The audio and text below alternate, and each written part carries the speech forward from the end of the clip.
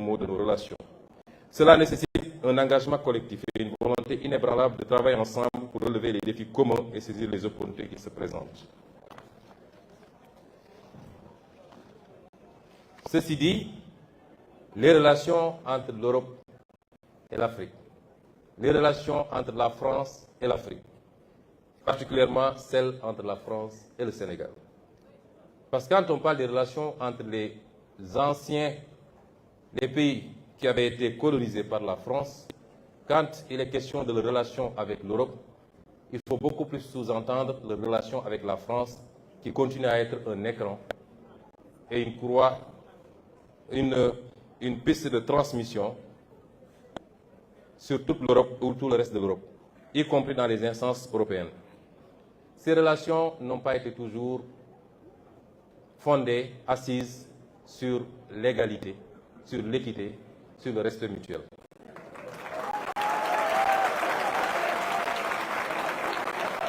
Ces relations jusque-là ont été des relations léonines au détriment des Africains et du continent africain.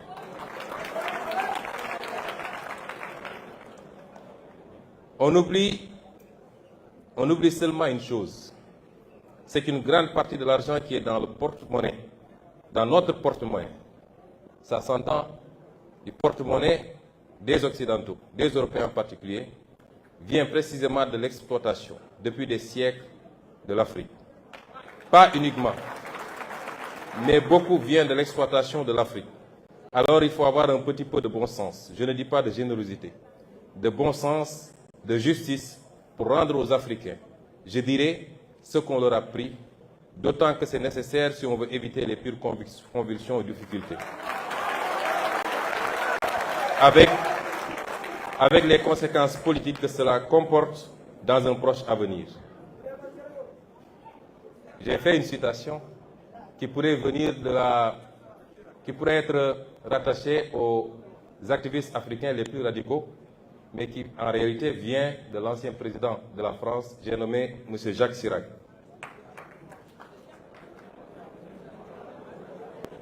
Ça étonne plus d'un, et je crois que M. le président Mélenchon lui-même n'en est pas informé. Et c'est une reconnaissance certes tardive, mais qui établit une vérité historique, celle de l'exploitation pendant des siècles et avec des manières différentes d'un continent par un autre qui a pu justifier une grande partie de la richesse de l'un de ces continents au détriment de l'autre. Les relations entre l'Occident et l'Afrique, évidemment, sont faites de plusieurs siècles d'histoire, d'une singulière ambivalence. Celle entre la France et le Sénégal n'en déroge pas. Les péripéties de ces relations à travers le temps ont abouti à des sentiments faits d'amour et de désamour, de fierté et de culpabilité, de crédulité et de scepticisme, sentiments qui se manifestent et s'expriment variablement selon les époques et les contextes. Elle se singularise depuis quelque temps par ce qui est qualifié par certains de sentiment anti-occidental ou de sentiment anti-français, exprimé par une large frange des opinions publiques africaines.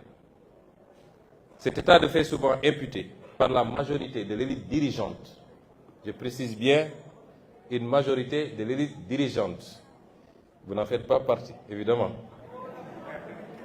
par la majorité de l'élite dirigeante occidentale, plus à tort qu'à raison, à l'activisme d'une nouvelle élite populiste, combinée aux manipulations de nouvelles puissances concurrentes, n'est pas nouveau.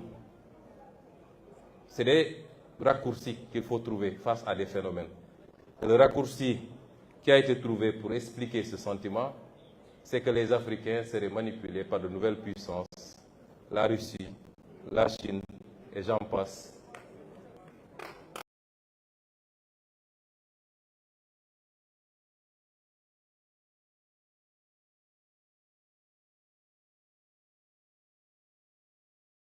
Que nous avons dépassé l'époque où les Africains pouvaient se faire manipuler par quelques peuples, par quelques régimes.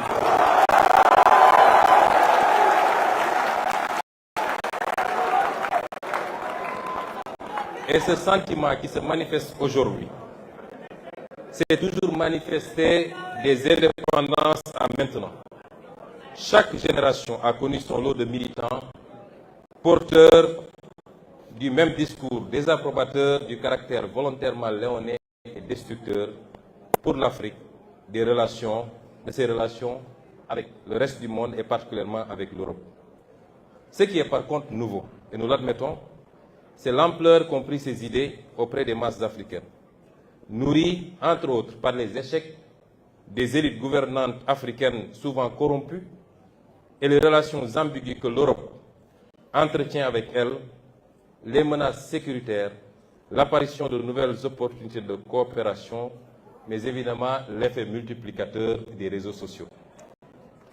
Aujourd'hui, l'Afrique, la majorité de ses élites, sa jeunesse, sa diaspora et ses masses populaires ont beaucoup évolué. L'Occident l'a-t-il suffisamment compris? Ou est-il encore figé dans une version focardienne de ses relations avec l'Afrique? Avec la France, par exemple, j'ignore pas que nous, notre mouvement politique, quand je dis la France, je parle de ceux qui gouvernent aujourd'hui la France. Je parle du président Macron et de son régime. Nous ne parlons pas du peuple français avec lequel nous n'avons aucun problème et avec lequel nous sommes liés par une longue et riche histoire. Et je ne parle pas de toutes les élites politiques françaises, ni de la société civile. Je parle de l'élite gouvernante actuelle. Cette France, je n'ignore pas que pour elle, nous avons été, et peut-être nous le sommes encore, malgré notre élection démocratique par le peuple sénégalais, dépeints sous les traits d'un mouvement et d'un leader terroriste, islamiste, violent, populiste, anti-occidental, pro-russe. Je ne parle pas de vous. Vous partagez ce soir avec nous.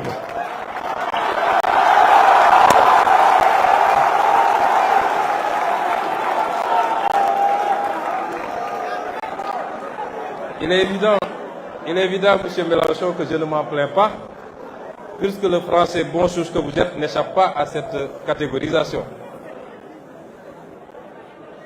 La vérité, c'est que beaucoup de gouvernants européens, et singulièrement français, s'accommodaient mal de notre discours politique souverainiste et se fixaient comme objectif de l'entraver. C'est ce qui explique certainement leur mutisme approbateur face à la sanglante persécution du régime du président Macky Sall contre notre parti politique et ses militants.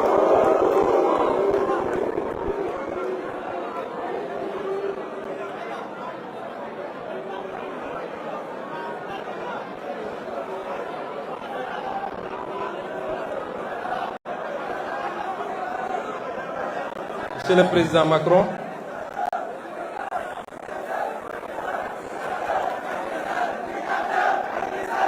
je voulais dire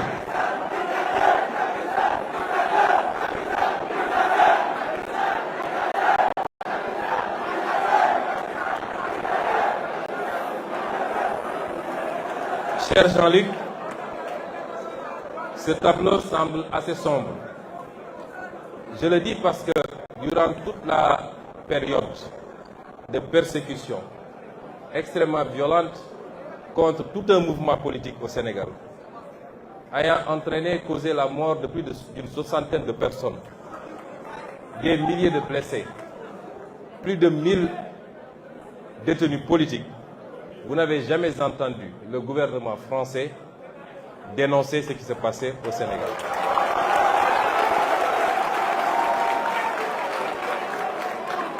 Vous n'avez jamais entendu l'Union européenne dénoncer ce qui se passe au Sénégal.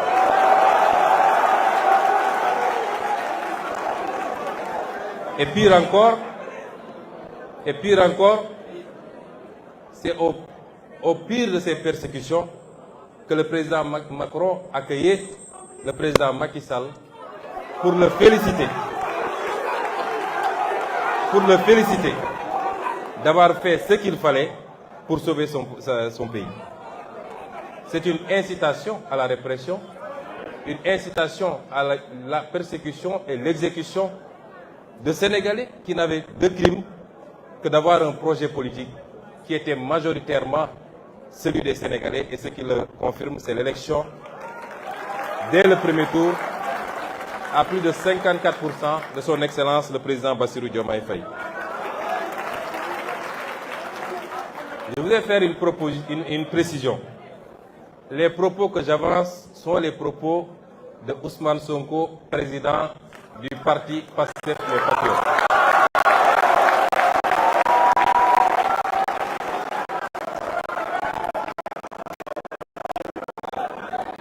Il est évident que notre posture actuelle, consistant au fait que nous avons à conduire les destinées de ce pays qu'est le Sénégal, nous amènera à collaborer avec tous les États du monde, y compris l'État français et donc le gouvernement de M. Emmanuel Macron. Mais je peux également assurer que les postures et les positions que nous avons défendues jusqu'à présent en tant qu'opposants seront exactement les mêmes aujourd'hui que nous.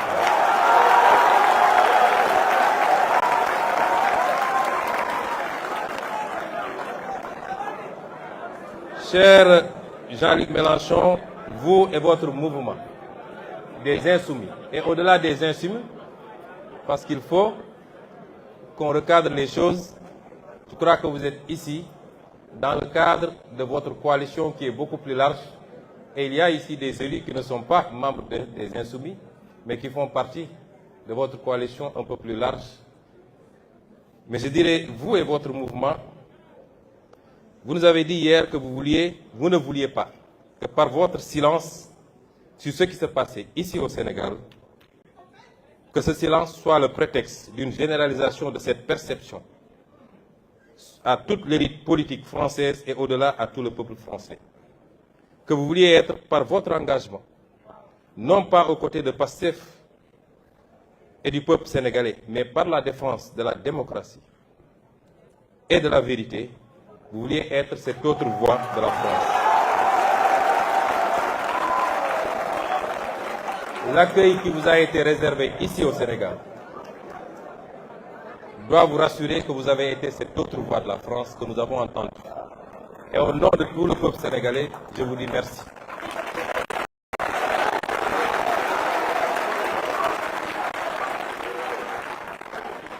Vous voilà donc, M. Mélenchon, aujourd'hui à Dakar, terre d'Afrique, terre d'hospitalité, terre de liberté et terre de paix,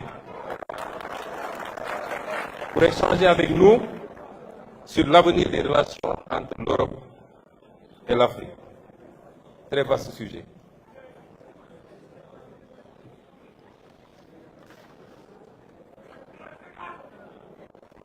Cette relation que j'ai décrite plus haut, jusqu'à présent, s'est passée comme nous connaissons.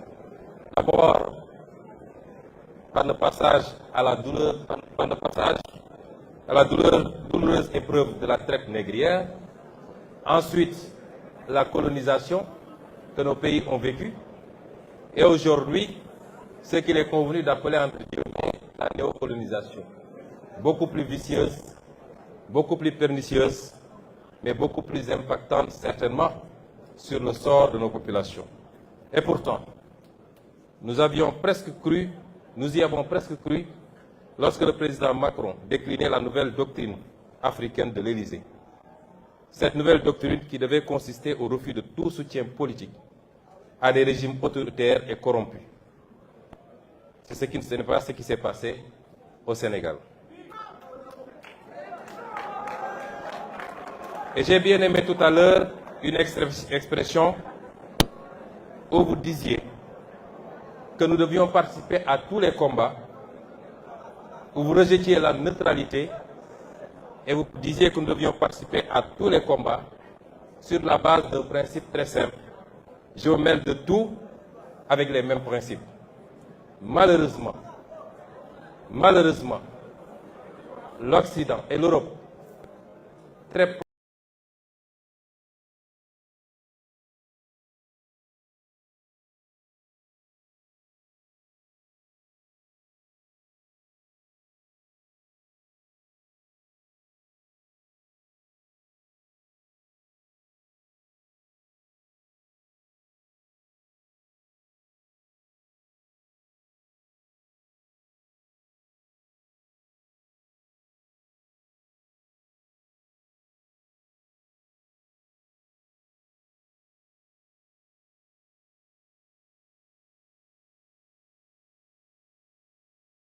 à donner des leçons et à se mêler de tout, ne se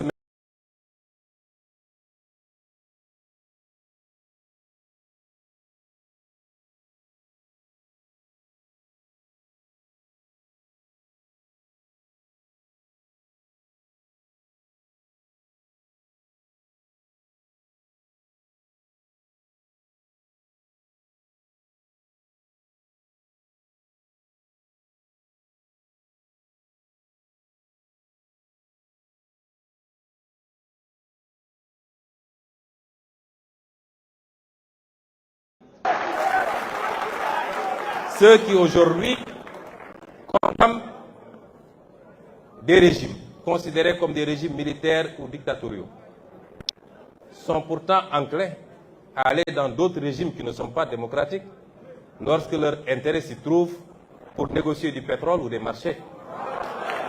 Est-ce qu'à partir de ce moment, papa, les problèmes internes au pays doivent être réglés par les citoyens de ces pays? Certes, il y a eu des coups d'État. Et certes, personne n'encourage la commission de coup d'État. Mais je refuse d'être ceux qui analysent les symptômes et qui refusent d'analyser les causes réelles.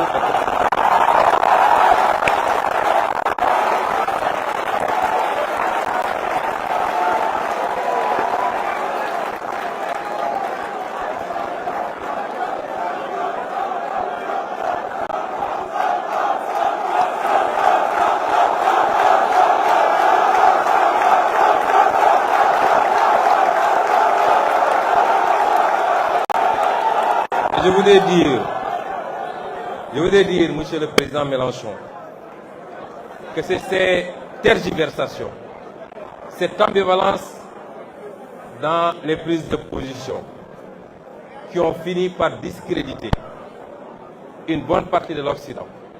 Et en l'occurrence ici, l'Europe et la France, au regard de tous ces peuples africains qui aujourd'hui vont aux mêmes écoles, suivent de la même manière l'actualité mondiale et sont aussi éveillés que tout autre peuple du monde. Et cela a fini par déteindre très négativement sur les relations entre l'Afrique et l'Europe. Il nous faut refonder ces relations parce que nous sommes tenus d'être ensemble et de travailler ensemble. Qu'avons-nous proposé jusqu'à présent, nous, Africains? Bien sûr, j'ai toujours dit que je n'impute pas tous les maux qui nous gangrènent à des responsabilités extérieures. Les détournements de deniers publics ne sont pas la responsabilité étrangère, c'est l'irresponsabilité et la boulimie de nos élites.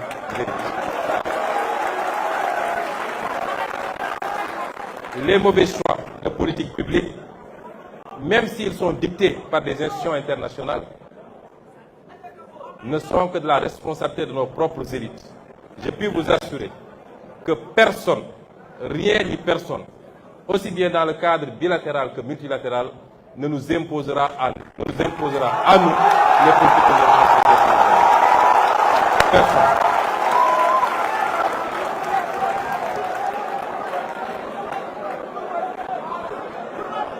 Et donc,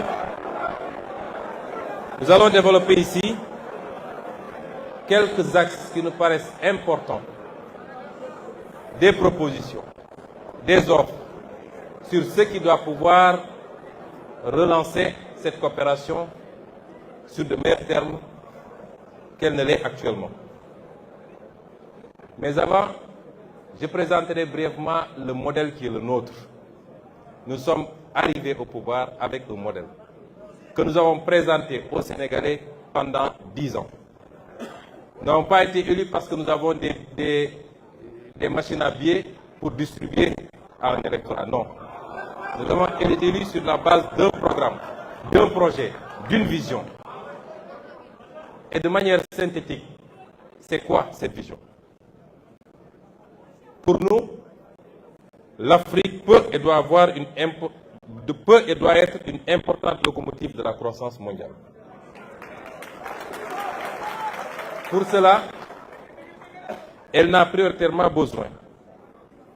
Elle n'a pas prioritairement besoin d'un traitement de faveur ou d'une approche infantilisante, comme ce fut le cas jusque-là. Elle n'a pas besoin d'un modèle principalement financé de l'extérieur à travers une dette mal maîtrisée et libellée en devises étrangères, ou d'un afflux d'investissements directs étrangers exclusif du secteur privé national qui génère une croissance extravertie du fait, entre autres, d'un taux de change fixe. On nous parle de croissance depuis des années. La pauvreté n'a pas cessé de galoper. Le chômage n'a pas cessé de monter. Parce que cette croissance n'est pas faite par et pour les Africains.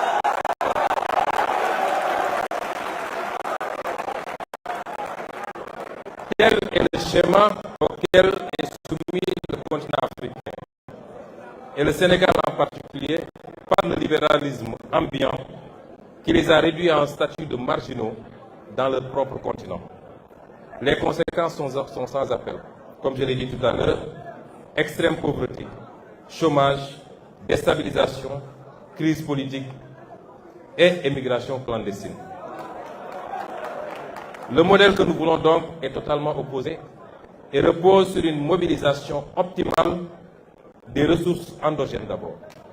Leur utilisation efficace, efficiente et transparente dans un état de droit et un environnement de liberté économique qui soit propice au secteur privé, national d'abord, africain ensuite, international enfin. Et ce modèle permettrait aux petites et moyennes entreprises africaines d'être les porteuses de la croissance par leur inclusion financière dans une monnaie compétitive qui ne soit pas arrimée. Dans ce modèle donc, l'Afrique doit être sa propre locomotive. Et le reste du monde en bénéficiera nécessairement, y compris en apportant des compléments de ressources financières, technologiques et en offrant leur marché. Dans cette perspective, la France, l'Europe doivent et peuvent rester des partenaires principaux, voire privilégiés, du Sénégal et de l'Afrique. Il y a des atouts dans la relation entre les deux continents et entre votre pays et le nôtre. Ces atouts sont indéniables. Nous ne sommes pas là pour faire du nihilisme absolu. Le premier atout, c'est que nous partageons cette culture ou cette soif au niveau des peuples, en tout cas, de la démocratie et du libre choix des peuples. Je crois que le Sénégal a suffisamment démontré à travers les années, malgré les crises que nous avons traversées, que c'est un peuple qui est très attaché à sa liberté et à sa démocratie. Nous partageons également une histoire. Le Sénégal, la France, l'Afrique, l'Europe, c'est plusieurs siècles d'histoire dont les vestiges architecturaux sont encore très visibles dans tous les pôles urbains du pays. Des siècles d'histoire traversés d'épreuves, douloureuses, subies ou partagées, mais qui ont créé également un lien à nul autre comparable. Nous partageons également la langue, vous en avez parlé, au point de dire que cette langue appartient à ceux qui la parlent et qui sont majoritairement sur le continent africain. Nous partageons cette option sous réserve de notre option également ferme de travailler à la promotion et au développement de nos langues nationales.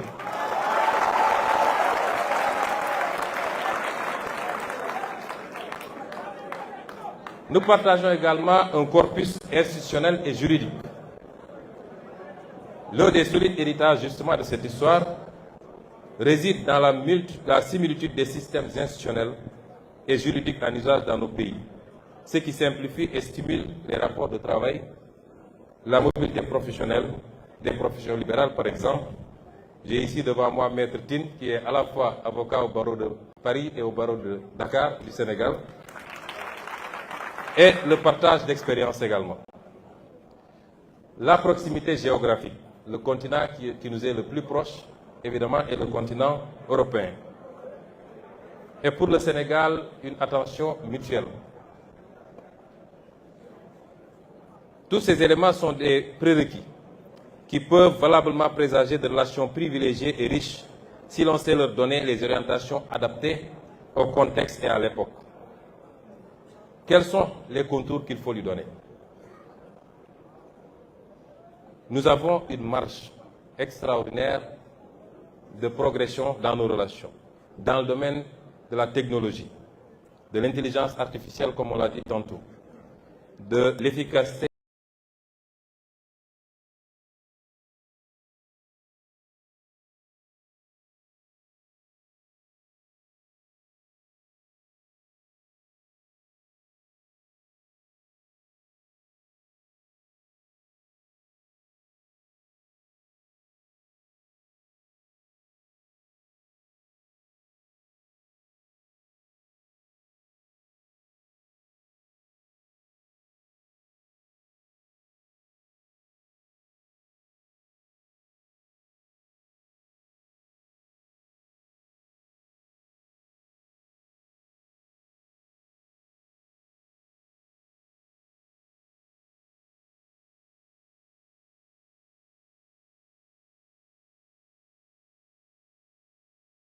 énergétique et la transition écologique.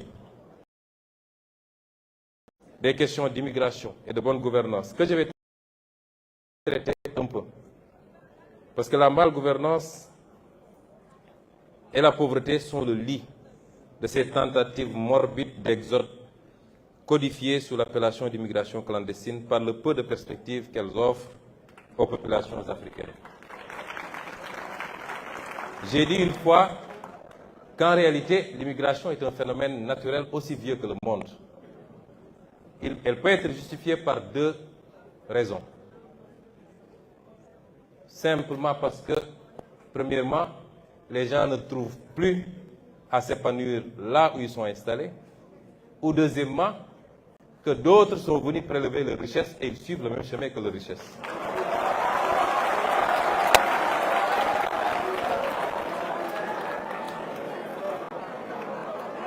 Et je persiste encore à dire à cette jeunesse que malgré tout, la solution ne se trouve pas dans l'immigration. Et qu'aujourd'hui, ce que tous les peuples ont fait pour faire de leur pays ce qu'il est devenu, nous pouvons faire plus et mieux et obtenir plus que mieux. Notre challenge se trouve ici, en Afrique. La question monétaire, qui est une question qui nous semble fondamentale. Parce que, M. Mélenchon, nous avons, comme je l'ai dit, un pays à transformer. Et cette extraordinaire jeunesse que vous voyez, et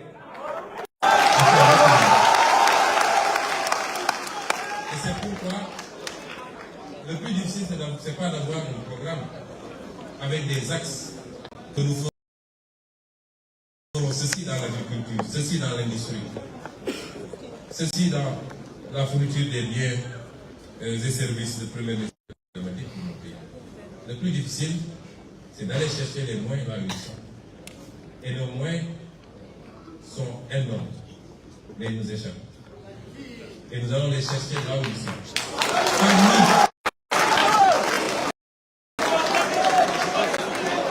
Et sur ce chapitre, je voudrais dire que la monnaie, tout autant que l'impôt, est un puissant levier économique et un instrument de souveraineté. Vous avez tantôt parlé de souveraineté. On ne peut pas en passer, imaginer une seconde que la France puisse avoir une monnaie qui ne lui appartient pas véritablement. Aucun État digne de ce nom ne doit sous-traiter sa monnaie. Et en guise d'exemple, le général de Gaulle, qu'il avait si bien compris que la veille du débarquement de Normandie, lorsque Winston Churchill lui fit part de l'intention des Américains d'imposer à la France,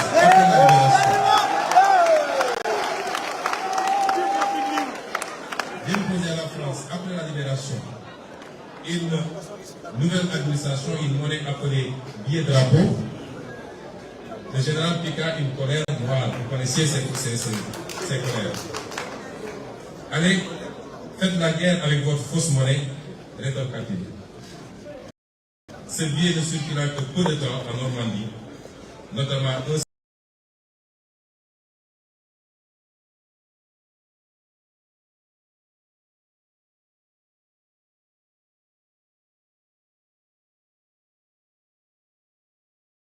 de nouveau.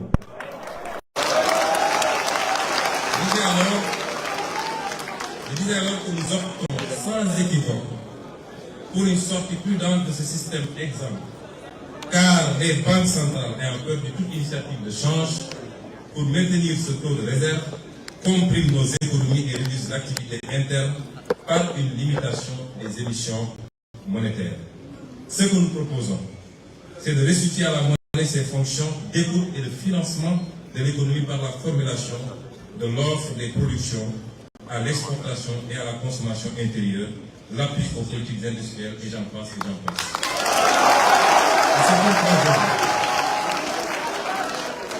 Et c'est pourquoi aujourd'hui, dans notre option, de renforcer notre marché financier national par divers leviers, parmi lesquels des investisseurs étrangers qui acceptent de combler notre déficit d'épargne pour partir en monnaie locale. Imaginez-vous que les pays africains s'endettent en devises étrangères et donc sont exposés aux fluctuations du marché. Aucun pays africain presque ne peut s'endetter en devises locales. Et cela doit cesser parce que nous en subissons les conséquences. Ça va cesser. Ce que nous voulons également, c'est une monnaie flexible, arriver au moins à deux devises, à même d'aider à amortir les chocs exogènes et accompagner notre compétitivité à l'exportation.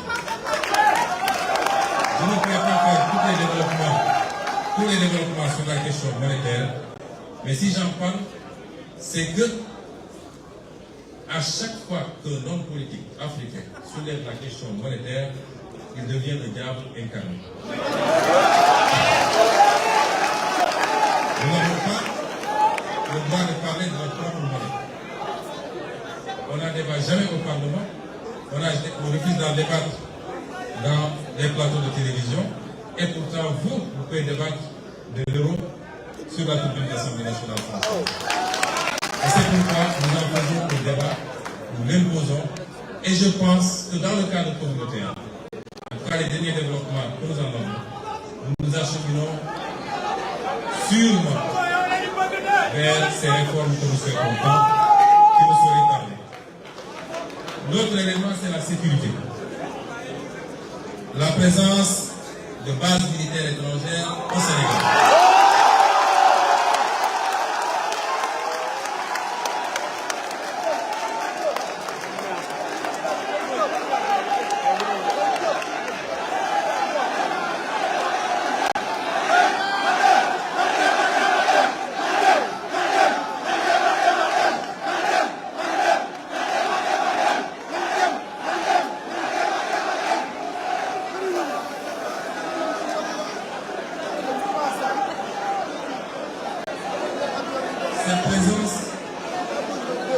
Cette présence de base militaire suscite des interrogations légitimes. Plus de 60 ans après nos indépendances. Nous devons nous interroger sur les raisons pour lesquelles l'armée française, par exemple, bénéficie toujours de plusieurs bases militaires dans nos pays et sur l'impact de cette présence sur notre souveraineté nationale et notre autonomie stratégique. L'histoire récente, j'aime bien prendre des exemples sur la France elle-même. L'histoire récente de la France est très riche en anecdotes intéressantes sur la problématique et les enjeux de la question sécuritaire. Entre 1956 et 1958, vous êtes historien, je ne le suis pas, je peux me tromper sur les dates et même sur les faits.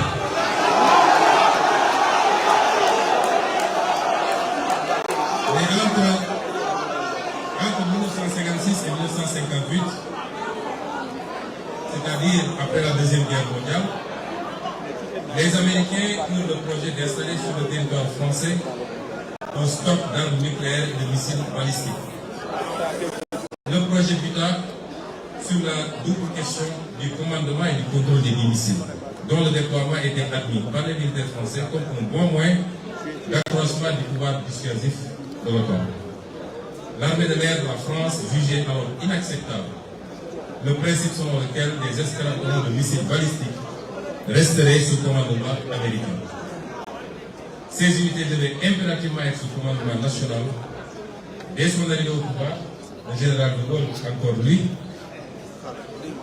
lors de la réunion de défense du 7 juin 1958, avisa que ces armes devront être obligatoirement sous contrôle français et que la France réclame le droit de donner son avis dans le déclenchement d'une éventuelle guerre nucléaire, toute condition jugée excessive par les Américains au point qu'un accord n'ait pu être conclu.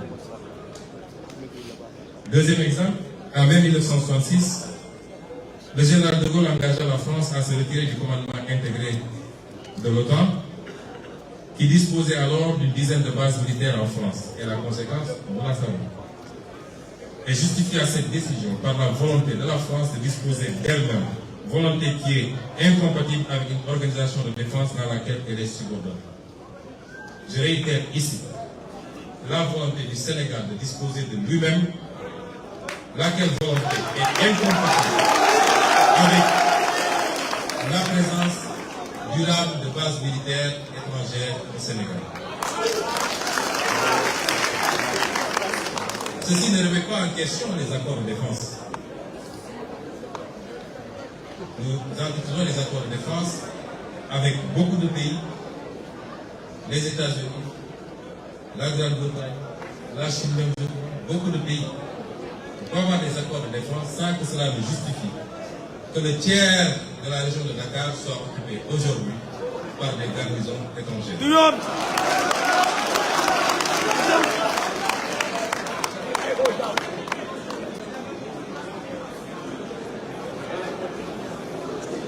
Le quatrième point, c'est le juste gain sur nos propres ressources naturelles. Nous l'avons dit plus haut, le modèle que nous voulons pour nous repose sur une mobilisation optimale des ressources endogènes.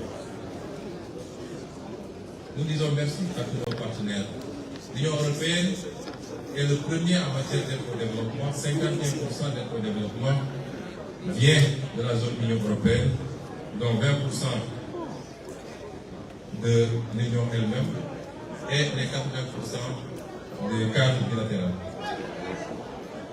C'est une bonne chose.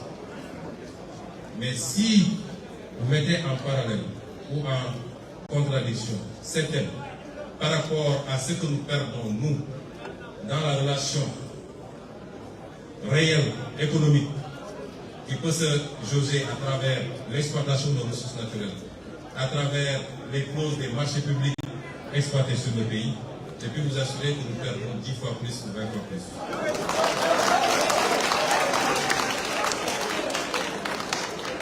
Et c'est pourquoi nos partenaires doivent comprendre que c'est là la seule issue.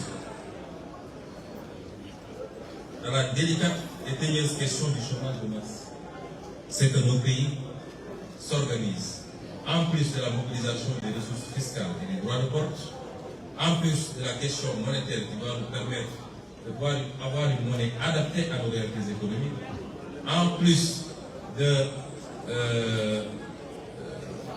du travail qu'il faut faire sur la réduction du train de vie de l'État et la lutte contre la corruption qui nous fait perdre énormément, c'est aussi la renégociation de toutes les conventions qui ont été signées et qui aujourd'hui, aussi bien au niveau des clauses juridiques, des clauses financières que des clauses techniques, sont au détriment de notre peuple. Je peux dire ici, et vous ne le saviez pas, on nous a promis que le gaz commencera à être exploité cette année. Vous connaissez l'impact que peut avoir cette richesse sur un peuple. Vous allez dans des pays comme le Qatar qui, 30 ou 40 ans en arrière, on y a enregistré que les tentes dans le désert, vous voyez ce que c'est devenu avec une bonne utilisation de notre gaz naturel. Mais si nous ne prenons pas de responsabilité, je peux assurer les Sénégalais que dans les 15 ou 20 ans à venir, le Sénégal ne gagnera pas un copec de son gaz. C'est inadmissible. Et c'est pourquoi nos partenaires, s'ils sont vraiment des partenaires, doivent encourager, accompagner ce processus de rééquilibrage du gain que chacun doit avoir dans la gestion de cette situation. Oui, nous acceptons qu'un investisseur qui a pris des risques, qui a investi, doit gagner et avoir beaucoup sur l'investissement. Mais non, nous n'acceptons pas qu'il gagne tout et que nous gagnons presque rien. Ça, ce n'est plus la faute de développement.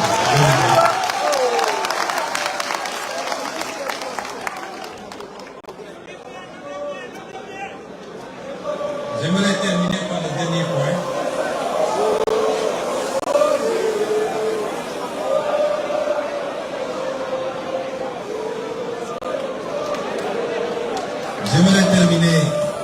dernier point. Nous disions hier, disais-moi, que nous avons énormément de convergence. Et je suis sûr que vous vous retrouvez dans tout ce que j'ai dit jusqu'à présent. Je suis moins sûr que vous allez vous retrouver dans ce que je vais dire maintenant. Mais on ne peut pas avoir une convergence parfaite, ça n'existe pas. Même entre nous, Sénégalais, entre nous, dans le cadre de notre parti, les PASTEF, nous n'avons pas une convergence parfaite. Et j'aimerais terminer sur un point qui relève beaucoup plus des aspects culturels, sur lesquels les échanges doivent être plus longs du moins. Sur l'aspect culturel, qui relève souvent de la foi et qui déclenche beaucoup de passion. Chaque peuple doit se donner les moyens de respecter les autres peuples dans leurs croyances et leurs convictions.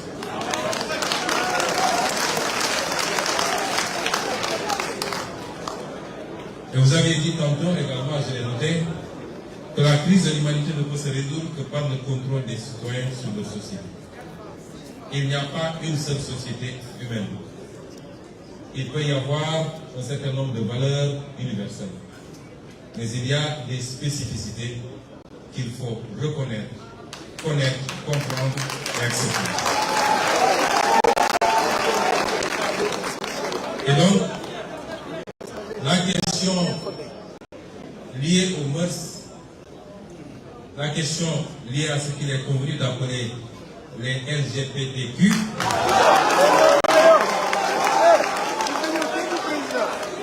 risque d'être le prochain casus belli entre le monde occidental et le reste du globe terrestre si elle continue à être posée de cette façon. Cette question subitement érigée en débat prioritaire au sein des opinions occidentales que nous respectons quand ça relève de leur réalité.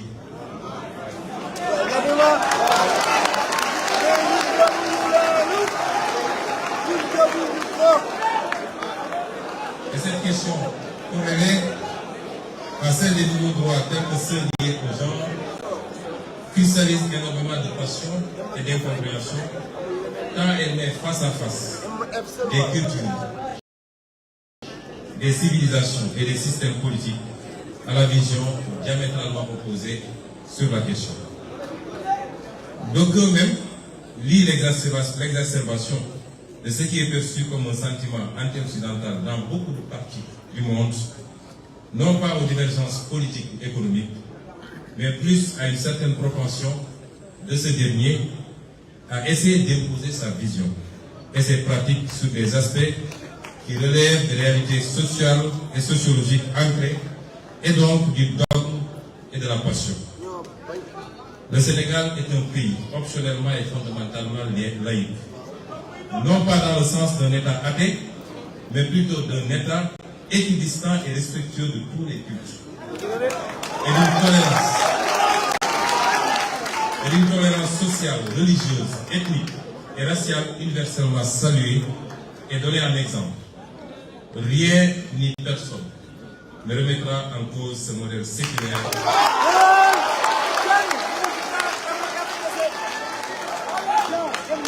qui précède même l'avènement de l'État sénégalais moderne. Cependant, même si nous partageons une ossature universelle de la laïcité, chaque société l'adapte à son contexte et à ses réalités socioculturelles. Celle du Sénégal, je viens de rappeler, n'est pas faite de séparation rigide de l'État et de la religion, mais d'une complémentarité contenue faisant de l'État un acteur assumé du fait religieux qu'il encadre et finance même, et des religieux, des régulateurs sociaux indispensables à l'apaisement et à la stabilisation de la vie politique et sociale. Ceci est rendu possible et même indispensable par la texture socioculturelle du peuple sénégalais, au sein duquel le spirituel occupe une place importante, chrétiens, musulmans, adeptes des religions traditionnelles confondues.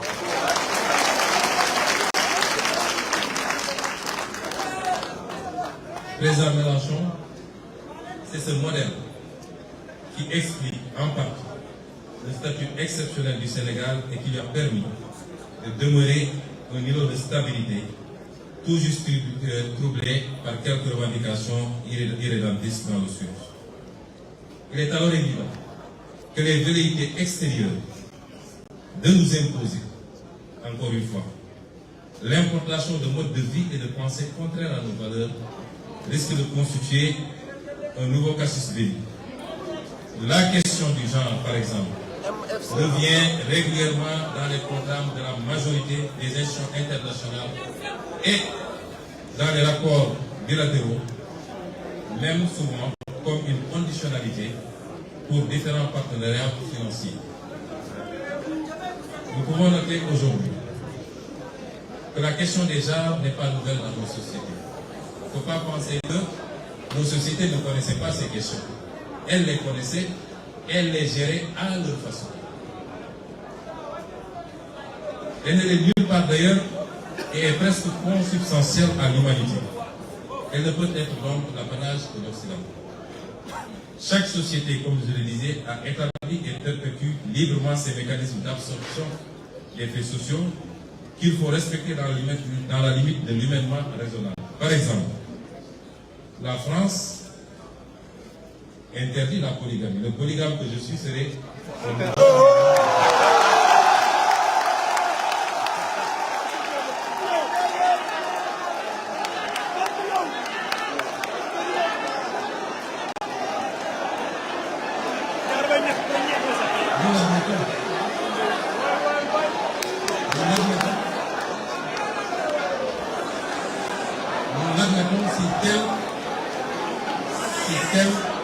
et la culture, le mode de vie de la France et de l'Europe.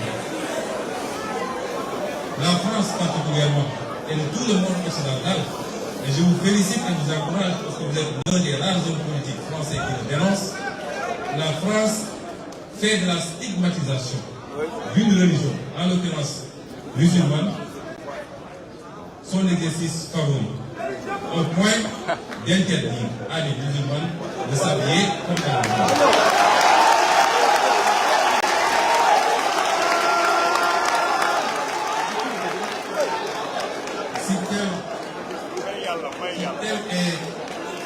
Si cela est conforme à la culture, au mode de vie, aux options des Français, nous l'acceptons et les Sénégalais qui vivent en France devront s'y adapter. Eh bien, si aujourd'hui, dans notre société, le phénomène dont je viens de parler n'est pas accepté, il est toléré. Et le plus grand danger que peuvent encourir les membres de ces communautés, c'est la propagande qu'on veut nous imposer. Parce que depuis l'aube des temps jusqu'à présent, les sociétés ont vécu avec ces phénomènes et il n'y a jamais eu de persécution, ni ici au Sénégal, ni nulle part en Afrique. jamais vu de persécution contre ces communautés. Chaque peuple a connu ces phénomènes au point de les trouver des concordances sémantiques. Ici au Sénégal, on dit Bourdieu. Ce n'est pas comme les Michel, c'est parce que ça existe. Mais nous l'avons géré et nous continuons de le gérer à notre façon et selon nos réalités socioculturelles. C'est pourquoi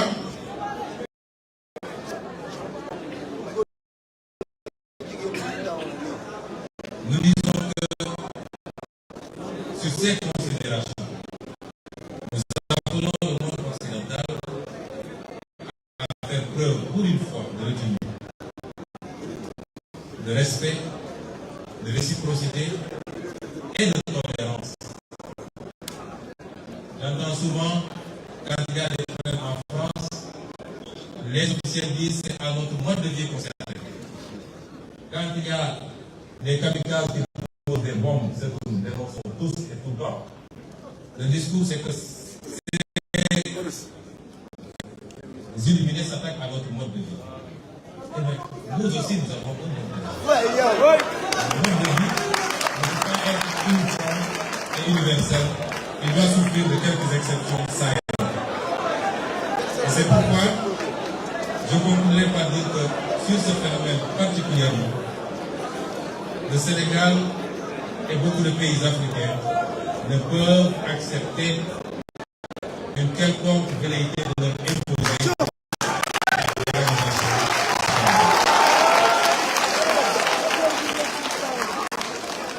Pour conclure, je dirais à monsieur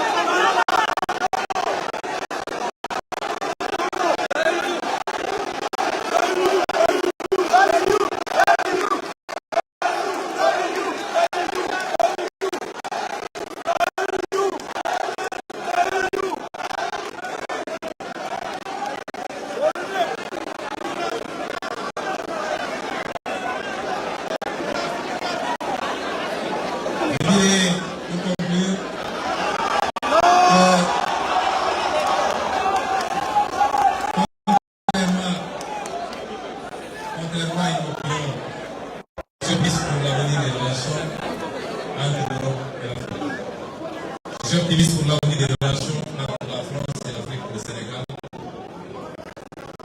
Mais pour que cela se fasse, nous souhaitons au peuple français et pour le peuple français que des voix comme celle de M. Jean-Luc Mélenchon soient entendues.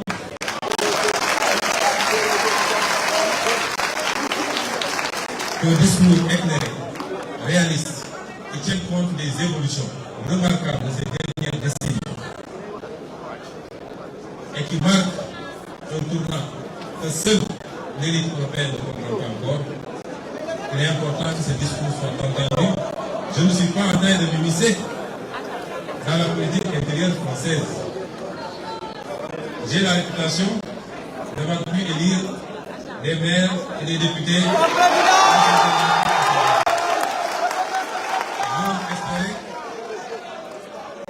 C'est exagéré, je n'ai élu personne. C'est le but de travail collectif acharné. Mais j'ose espérer que cette prédiction se réalise lors des prochaines élections présidentielles en France en 2025. Que les insoumis puissent être nos correspondants à partir de ce moment pour qu'ensemble nous puissions faire des pas importants pour le faire. Je vous remercie.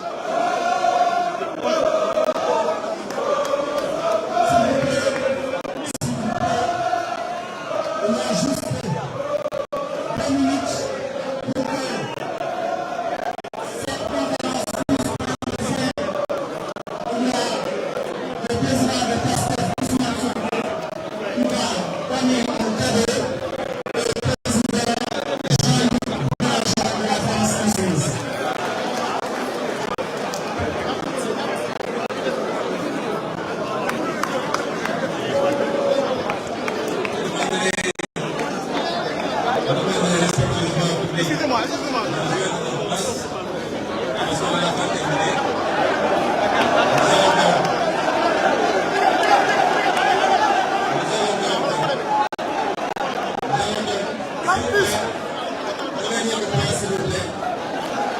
Voilà.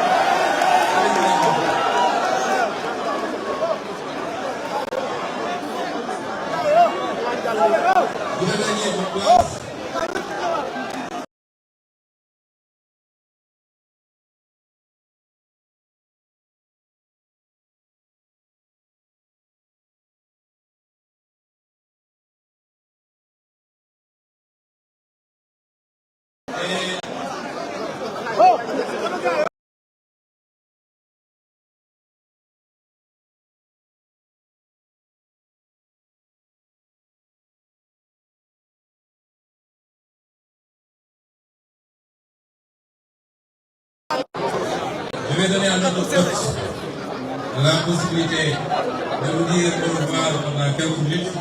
Après, on procédera à une remise symbolique de cadeaux.